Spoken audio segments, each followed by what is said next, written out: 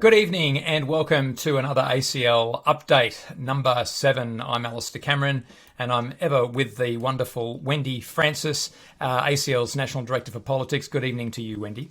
Good evening, Alister. Number 7, it's a perfect number. It's a nice number. Yes, it's a nice number. We've got a pretty quick one this week, a few things to get through, Wendy. Yep. You are a Brisbane person, but you've actually spent a fair bit of time in Canberra last week and into this week. Please tell us what you were doing yesterday and introduce our special guest for tonight. So yesterday I was up in Parliament with a delegation from Micah, and it was really with the delegation from Micah because it was really United for Afghanistan, Christians United for Afghanistan. And our guest is Matt Darvas, and I'll let him tell you a little bit about himself. But it was a really encouraging day to be with like-minded people from across different denominations, different organisations, but speaking on behalf of the people in Afghanistan who are in one of the worst humanitarian crises of our day. So, Matt Darvas, thank you so much for joining us today. I'm really appreciative of you. I hold you in great respect, and I'm so grateful for a young man such as yourself who has such a great leadership position in our Church of Australia today. So, this is a very relaxed sort of conversation that we always have every week, and I know you've watched some of it, but I wondered whether you would first of all just tell us a bit about who is Matt Darvas and also what your role is in Micah. Yeah, thanks, Wendy. And it's been a pleasure getting to know yourself and Alister and Martin and the team more as we've worked together on this Christians United for Afghanistan campaign and the Australian Christian Lobby.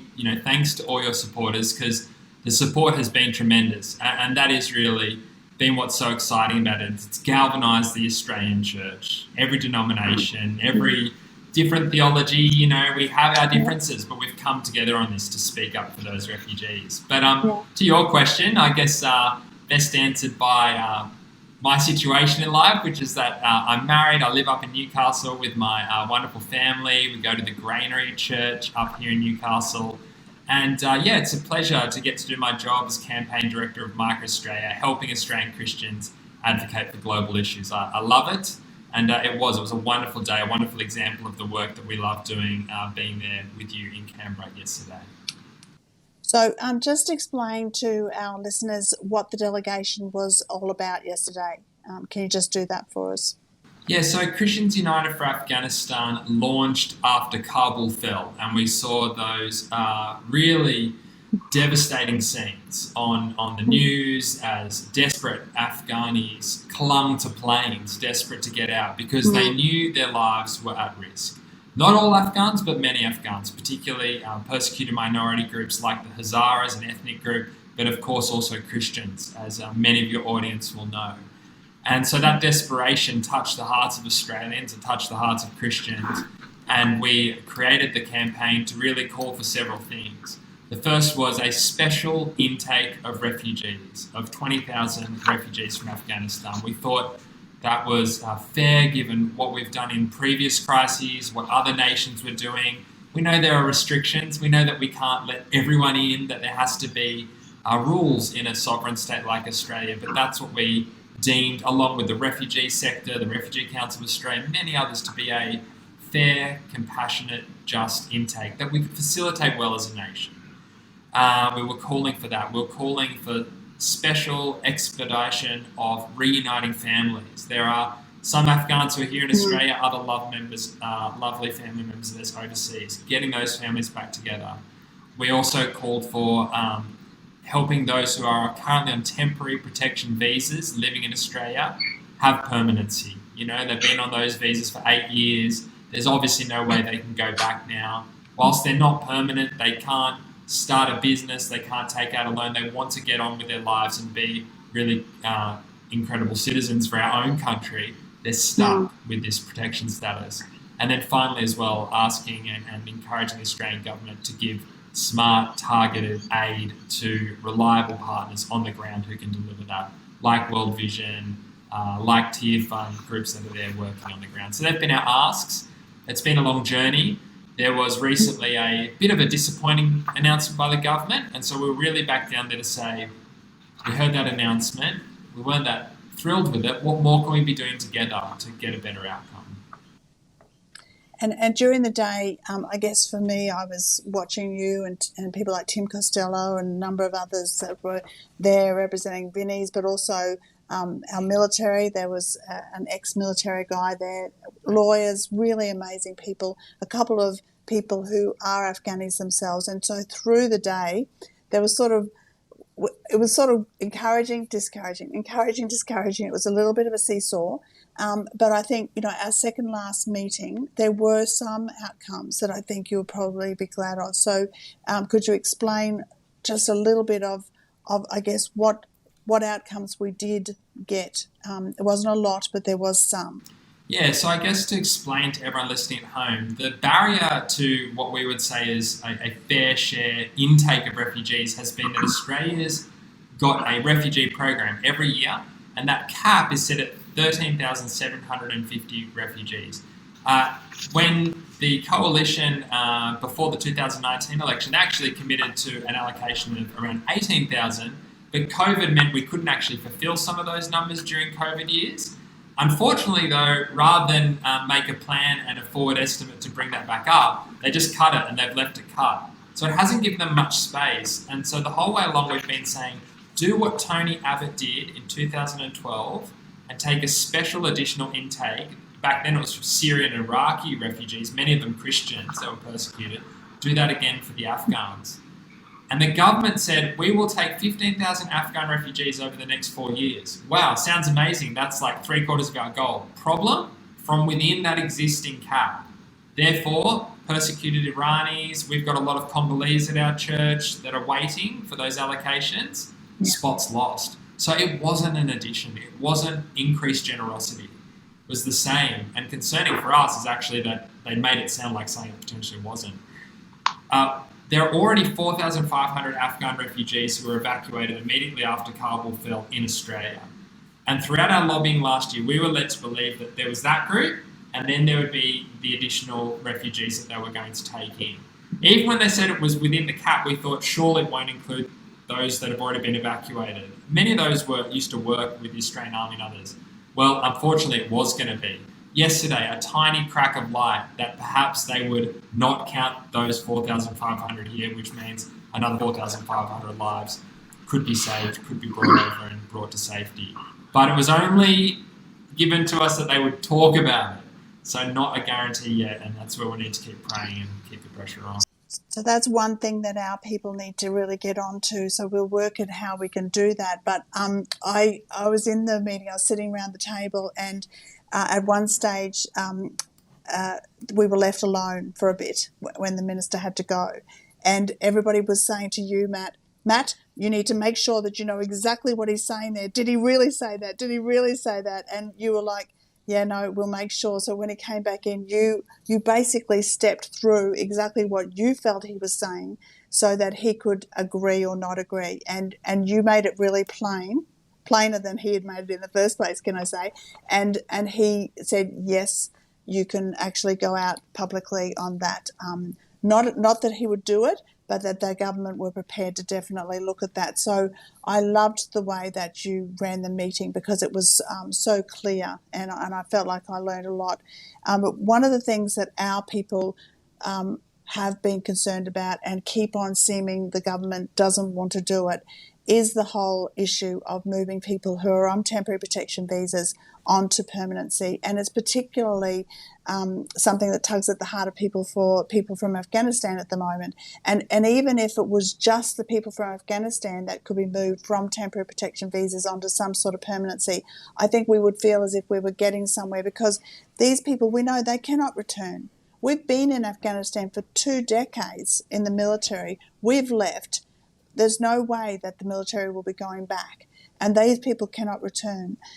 But, do you feel as if there's any hope for these people on temporary protection visas to be able to be moved to permanency? Do you still feel, any sense of anticipation that might happen, or do you just feel as if that's just a closed door? There's definitely an open door there as well. I think people know that it is actually now becoming, unfortunately, cruel and inhumane. And that is not who we are as a nation. It's not what I believe to be, 99% of the politicians in Canberra are not like this. The coalition is a bit stuck here because they said such strong things in the past around these asylum seekers that have come, but it doesn't make sense anymore.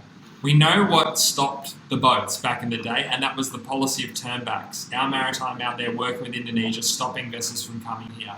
But they had these people who did arrive via boats before that got stopped, and they're the ones who are on these temporary protection visas. But the issue is they've been here for 8 or 9 years now.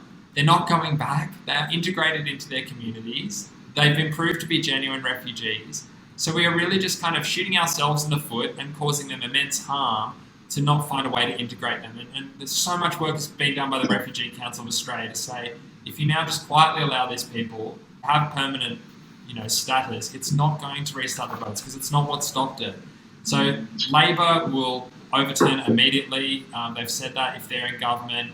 The coalition, we know there's tremendous support through the backbench around it. I think a few ministers are stuck, not wanting to lose face on things they've said in the past. But again, that's where Christians can say, hey, you can do this without losing face. This isn't about face saving. This is about this group of people living in Australia for 8 years in our community. Let's accept them and help everyone move forward. Yeah, that's great. Matt, around the table yesterday, there were a number of different people, as I said, from different walks of life. They all had different motivations. There was a motivation that sort of encompassed us all, but each one had a different motivation. I wonder whether, just in closing this sort of section of our video today, what actually motivates you, a young man with a young family, to talk out on behalf of these most vulnerable people? Yeah, thanks, Wendy. I think for me, Micah's vision is Australia that acts justly for the world's most poor, vulnerable and oppressed. And everyone will know where Micah gets its name, or can guess. It's the book of Micah, chapter 6, verse 8. What does the Lord require of you? To act justly, love mercy, walk humbly. And I believe that obviously as a nation state, there are limits to what we can do, but we still command a blessing from God if we are generous and if we can act justly. And I just love doing what we did yesterday, creating those spaces. I like working behind the scenes just to create those spaces for Christians, but Australians from all walks of life, to encourage that generous spirit, that just spirit in our nation's government, knowing that will set our nation up so much better in the long run. Well, you were a blessing to many of us yesterday, and I know that the way that you go about your advocacy, just in a quiet but determined manner, certainly got the attention of a lot of MPs yesterday, and it opened doors. You opened doors for us, so I'm grateful for that, and I thank you for your time today. We really appreciate it. Thanks, Wendy. Thanks, Alister. Yeah, Wendy, it sounds like you did have an amazing time in Canberra yesterday. And Matt's a young man of passion, and it's really obvious. And let's just be hopeful that we also see some substance for election issues emerge in what's happening with Christians United for Afghanistan. Yeah, I think it will be an election issue, and the election issues are starting to form. I guess we're starting to see what our election issues will be. That will be definitely high on the list. Excellent. Yeah, great. Now, while you this weekend were in Canberra, our Managing Director, Martin Isles, was over in South Australia for the annual Walk for Life. And we've got both Christopher and Amanda Brohier with us, State Director leading up South Australia. Great to have you with us as well, Amanda. First time on ACL Update. Perhaps just give us a sense of what it was like to be part of, not just, you were also organising it, but even if just as someone who might not have ever experienced one of those before, what was it like? I can only see half of Amanda. Can you see all of Amanda, Alister? I want to see all of her. Okay. I can see all of Amanda. I think it's going to work out okay. Good. Hey, Amanda. Look, Alister, it was a great morning. Last year we had 5,000 people gather in the rain. Now, we were expecting numbers to decrease. Some people are quite fearful in terms of the COVID thing, in joining together with crowds. But regardless of that, we still had around 3,000 people come. So we were really, really thrilled that we had, and also last year, it was the height of the abortion debate. It was really an issue that was front and centre in people's minds. 12 months down the track, some people were saying to us, well, why are you walking? Because the bill is passed. But to see 3,000 people gather to say, no, we're not going to let this issue die, was a real encouragement that people are still concerned, and now we want to see a pushback, and this is just the beginning of something big. Yes, so for those who are not from South Australia, the bill, Abortion to Birth, Horror of Horrors bill, did pass late last year. Christopher, what was your sense of how to pick up from such a great showing last year and sort of maintain that momentum? How did that go? I think, Alister, Martin summarised it well in his talk. He used Galatians 6:9, let us not be weary in well-doing, for in due season we shall reap if we do not give up. And he took us back to about 50 years ago after the Roe v. Wade decision, when about 30 people gathered in Washington, D.C. to protest that decision. This year, in the Walk for Life, there were millions. And there have been tremendous advances in the pro-life movement in America. The Texas heartbeat law, you put up something recently, Alister, on our internal chat. It estimated since it's come into operation recently, about 3,500 babies have been saved. And now Roe v. Wade is under tremendous pressure in the Dobbs v. Jackson case. So he encouraged us, and that was the sense. One of the signs that the organisers, Love Adelaide, had on this walk as a subtext to the Walk for Life was vote for life. Now, ACL is a charity, we can't tell people what to do, but that's one of the themes. And Love Adelaide encouraged people to vote for those who voted for life, who voted for the amendment to restrict late-term abortion, and vote against those who voted against the amendment to restrict late-term abortion. That was their push. And so there was a real sense that we are doing something positive, because our election is on the 19th of March, and that was a motivation to direct this energy. And Amanda will probably add to this, but it was a real buzz to see so many young people. The preponderance of the demographic was under 50, lots of young mums, lots of young dads, lots of children. And so that gives a real encouragement that this movement can continue to grow. And one thing was really significant, an announcement that was made at the walk, a launch of a new project, and Amanda will talk to that. So do you want to talk about the Enid Lyons list, Amanda? I mean, you're a mum of young people as well. It must have really warmed your heart to see so many young people marching, because sometimes it's us oldies who keep some of these, passions alive. But this is a whole new generation that have risen up as a pro-life generation, aren't they? Absolutely, and I think it's playing in very much into the work that ACL is doing with running the download, and we felt very much a marrying of the two, as people go off to the download. But we want to keep supporting young people, arranging, giving them the opportunity to get together. So many of the people who volunteer, the young people, have done download. It's all marrying together the work of ACL. Young people want their lives to count. They want their Christian faith to be played out in society, and so the Walk for Life, Love Adelaide, ACL with the young people and the download, and us supporting them as they continue on their spiritual journey. It's all culminating together, and we had a lovely group of young people meet together afterwards for a pizza night, and we're really encouraged just to see that demographic really moving to be predominantly young people. So tell us about the new initiative that was launched.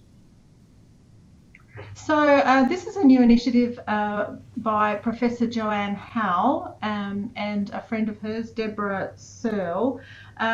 they have been very concerned with regard to Emily's List. So people would be familiar that Emily's List, I think, was formed in the 1990s. Early money is Yeast. like yeast, Yep. I think, to raise money to support women who are pro-abortion to be elected, and that's been quite successful. So this has been on Professor Howe's heart. She's well, I call her a young mum because she's younger than I am, and she's got 5 children of her own, but she still finds time to be a professor of law. And she and her friend have initiated what they're calling the Enid Lyons list.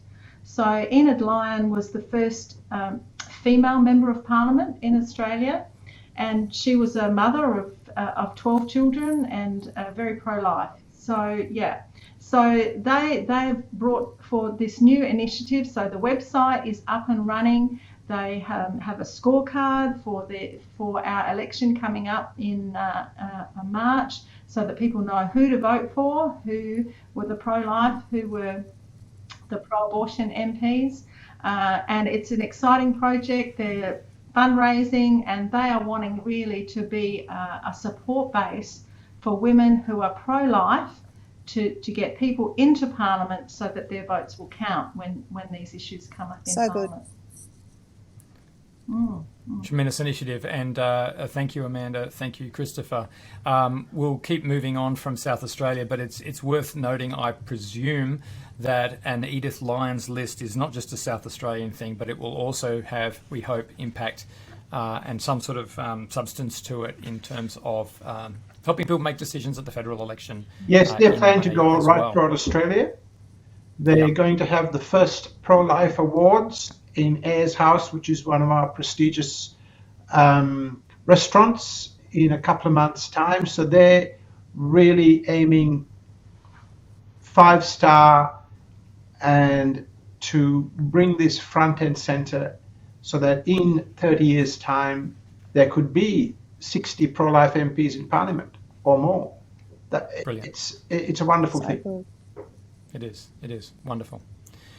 Thank you so much, Amanda. Christopher, I'd love you to hang around with us just for a few minutes longer. We just want to conclude this week coming back to the religious discrimination bill. This is the topic of conversation that's just not going away, and we don't want it to. We want it to remain a really strong election issue. It amounts to really clearly becoming, at this stage anyway, a failed election promise from the last election. So we're looking at treating it as another opportunity for really pressing a case in this election. The news that broke this week, Wendy, was a letter allegedly written by Prime Minister Morrison to the Leader of the Opposition, Anthony Albanese. Do you just want to unpack what that means for this discussion, Wendy, and what was alleged that's to have good. happened there? So I've seen the letter. So it's a definite letter, Okay. and it did come from Mr. Morrison to Albanese. And the wording in it does seem to indicate that he was prepared to remove Section 38.3 in order to get ALP support for the religious discrimination bill. Now, from the Prime Minister's office, it would seem that there was a nuance in what he was actually suggesting. But certainly when you read the letter, it does look pretty straightforward that, we'll remove 38.3 in order to get the ALP support of the bill. But when it came to the crunch, I'd have to say that Mr. Morrison did hold the line. He held the line on protecting religious schools to, in a sense, maintain their own code of conduct around sexuality, sex and gender. So there was an ALP amendment, but the ALP amendment wasn't the one that got passed. It was an independent member of Parliament, Sharkey, and she moved it, and ALP supported it, and we lost any hope of the religious discrimination bill getting through in this term of Parliament. Because the thing that happened when these amendments got through was that basically Mr. Morrison went back to his Attorney General, and they got advice from their lawyers, and the advice was you cannot remove 38.3 without there being really unintended consequences that would have dire effect on Christian schools, religious schools to be able to have their own code of conduct around sex, sexuality and gender. So, Yes. yeah. So, Wendy, can I just, for the sake of context, I'm actually going to read out section 38.3. It's on screen, but just so that people understand the context, it refers to section 21 of the Commonwealth Sex Discrimination Act 1984, which is provisions to protect education or the governing how education deals with sex discrimination. But it says this in section 38.3, which is what was ostensibly offered. Nothing in section 21 renders it unlawful for a person to discriminate against another person on the grounds of that other person's sexual orientation, gender identity, marital or relationship status, or pregnancy in connection with the provision of educational training by any educational institution that is conducted in accordance with the doctrines, tenets, beliefs or teaching of a particular religion or creed, if the first mentioned person so discriminates in good faith in order to avoid injury to the religious sensibilities of adherents of that religion or creed. That's a bit of a word salad. It's legal speak, and we'll get Christopher's help in just a moment on that. But what it's essentially doing there is saying, sure, there are provisions to ensure no sex discrimination in an educational context, but there's a sort of a trumping effect that this section 38.3 has in saying, if in good faith you are towards the avoidance of the injury on religious susceptibilities, then there is an appropriateness.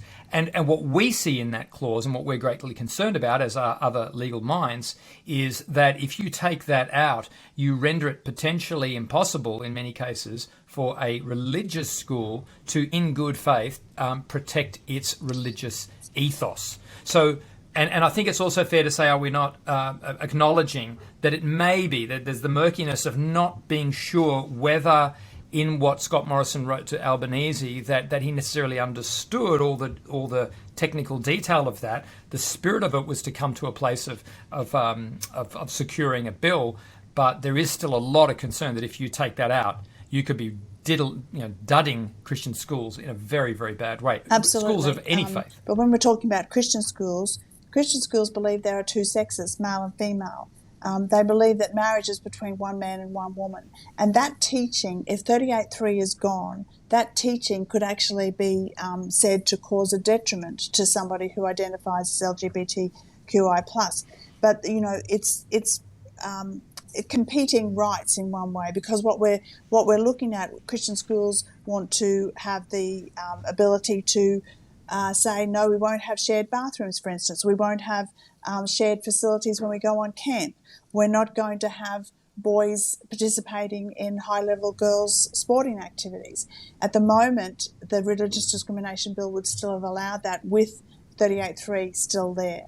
Take 38.3 away, and yes, those rights have gone as well. I think I'm right saying that. I'm saying in layman's terms because I'm not a lawyer, but Christopher might be better, placed just to back me up or to correct me at all on that.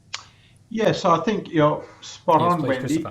It removal of the balancing clause of 38.3 would effectively spell the end of faith-based schooling, because 38.3 is not a provision for discrimination, though the words are couched that way. It's in effect a balancing clause. And the balance is this. And it's a really deep issue of who we are. Generally, or specifically, Christianity says that our hearts are wicked. And what comes out of our heart naturally is wrong, and we need a change of heart by the Spirit of God. And we have laws to control our hearts. Now, that sort of philosophy of controlling our hearts pervades through every religious faith in some way or the other. Islam has a different answer, but there's still a law. So is Hinduism, so is Buddhism. Now, the philosophy that's pushed in section 21 is that everything that comes out of our hearts in terms of sexual practice or gender practice is good, and therefore if you stop it, it's bad. Now, so that's a big issue. If you go into truth, biblical truth, 10,000 years of human history tell us that the first is right. But it's not just religious rights then, so it's parental rights, because it's acknowledged in human rights law that parents have the right to determine the education and spiritual guidance of their children. That's a given. So if parents choose to put their money into schools, they should be allowed to have a school in which their children are educated in the way they want. And I just want to touch on the furphy that our opponents say, well, it's government money. There's no such thing as government's money. It's our money, which we give the government. And people of faith are in predominance in this country. So at least in terms of the education budget, there should be 60% going to people of faith, if you want to be fair. It's not their money, it's our money. And so removing the balancing clause shifts the weight completely the other way and makes a governmental choice about truth, which government shouldn't be getting into at all, and strips away parental rights. It's a huge problem. And thankfully, it was averted. But the train's coming down the line. Right. And we could also talk about single-sex schools, private single-sex schools. This sort of same domain of law and concern affects them. We don't have time really to do that. I would note that the Australian government solicitor provided advice to the Attorney General's office, basically saying that to change the Sex Discrimination Act in this way may have serious unintended consequences. We and others have reinforced that point. So at this stage, we're talking about sending it back to the Australian Law Reform Commission. Could we just sort of conclude this, because we're certainly out of time, but what does it mean to send it back to the Australian Law Reform Commission? The Australian Law Reform Commission was tasked back 3 years ago to find a solution for this. Now, this late night coup that happened last week took away all that process. And from years of watching Parliament, politicians are hopeless at drafting. And parliamentary draftsman does the work, obviously. But they don't understand what they're doing. They just don't. Yes. And you cannot legislate in this area without careful thought and getting the best legal minds outside the glare of 4 o'clock sittings to draft something that brings that balance in. It was just a hopeless way of doing it. So going to the LRC can bring some sense into this. Okay. Wendy, what sort of time frame might that involve? What does that mean for the lead up to the election? The Prime Minister suggested it could take 6 months, so it will be going on over the time of the election.